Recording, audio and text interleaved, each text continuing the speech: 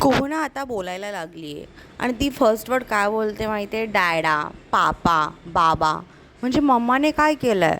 मग 9 महिने मी एवढा त्रास सहन करून त्याच्यानंतरही आता तर काय विचारूच नका, तुम्ही बघतासुद्धा व्हिडिओमध्ये ती किती त्रास देते मला.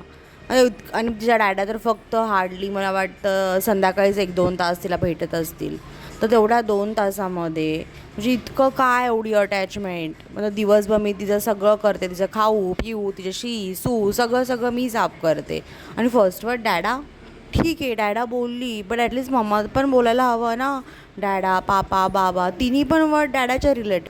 तर असो, मुलींचा जीव तर जास्त बापावरतीच असतो, हे माझ्या बाबतीत तर खरंच ठरलं आहे. तर मी तुम्हाला बोलले होते की ॲपलसोबत आपण खूप साऱ्या रेसिपीज मुलांना देऊ शकतो. तर माझ्याकडे होममेड सेरलॅक होतं, त्याच्यामध्ये मी मखाना, ड्रायफ्रूट्स आणि ओट्स ह्याच्यापासून बनवलेलं. तर ते मी छान उकळून घेतलं आणि नंतर मी एका साईडला ना ॲपलसुद्धा स्टीम करायला ठेवलं होतं. तर ते स्टीम झाल्यानंतर मी मिक्सरमध्ये छान बारीक केलं आणि त्या ॲपलमध्ये मी जे सेरलॅक बनवलं ते सेरलॅक मी ॲड केलं. बाबू से पापा, पापा, पापा, पापा. ऐकलं का तुम्ही? तर असं काहीसं बोलते पापा. मला ऐकायला सुद्धा छान वाटतं आहे.